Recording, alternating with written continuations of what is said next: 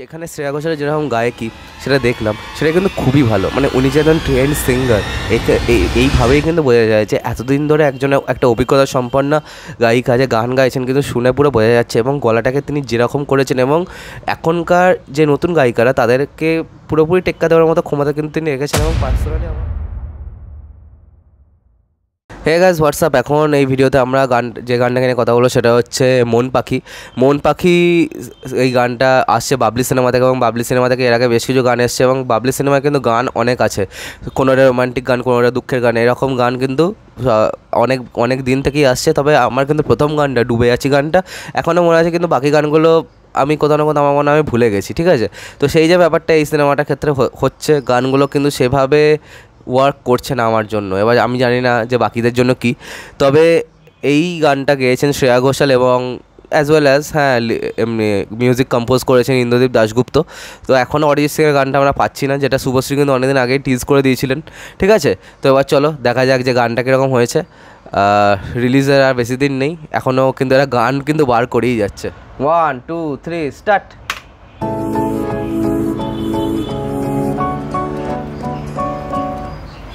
চেনা দুঃখ চেনা সুখের সারিরা,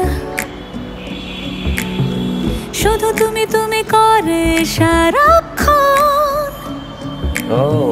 এই ছিল যদি মনে কেন বলনি, ভেজা চোখ বলে অন্য কাহিনী।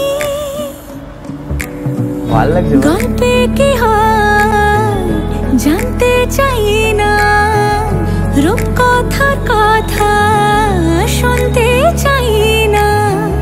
ভালোবেসে ফেলেছি তোমায়, দেখো মন পাখি, মন পাখি কথা শোনে না। দেখো মন পাখি, মন পাখি কথা শোনে না। ও চেনা দুঃখ চেনা সুখের সারিরা, শুধু তুমি তুমি করে সারাক্ষণ। এই ছিল যদি মনে কেন বলনি, ভেজা চোখ বলে অন্য কাহিনী। গল্পে কি হয় জানতে চাই না, রূপকথার কথা শুনতে চাই না।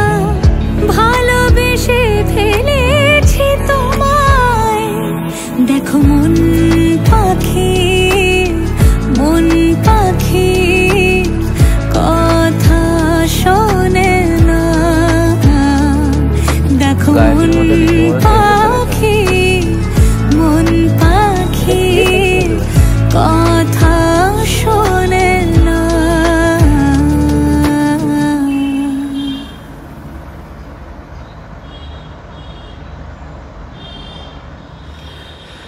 তো গান তো শোনা হলো, গানটা কিন্তু মোটামুটি বেশ ভালোই লেগেছে। হ্যাঁ, একটা পার্ট, হ্যাঁ ওই যেখানটা বলছে গল্পে কি হয় শুনতে চাই না,